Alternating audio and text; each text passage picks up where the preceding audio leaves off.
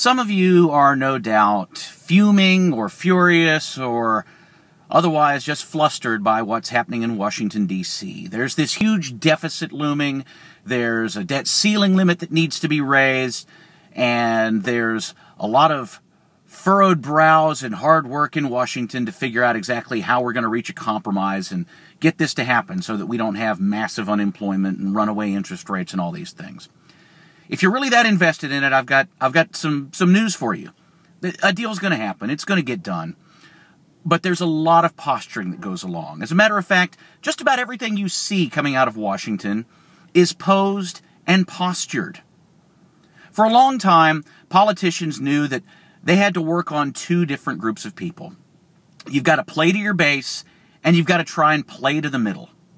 If you capture those two, then you're going to do a wonderful job. But then, in the era of modern politics, starting with Bill Clinton, and then to George W. Bush, and now to Barack Obama, you have them playing three ways. Play to your base, reach out to the middle, and infuriate the opposition base. You want proof? How many times did George W. Bush say nuclear, nuclear, nuclear? You know what? He knew perfectly well how to pronounce nuclear. He knew how to do it a long time ago.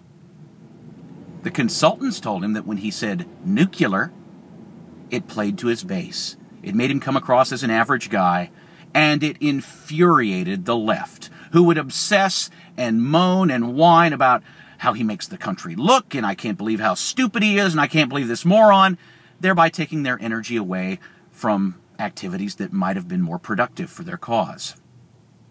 So keep that in mind. Everything that's happening in Washington, D.C. right now is high theater. It goes all the way back to Sophocles. It goes all the way back to the Greek masters of tragedy.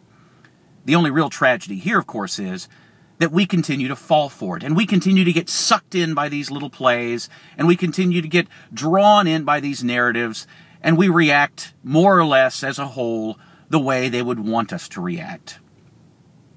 Puppets on strings. It's time to cut the cord.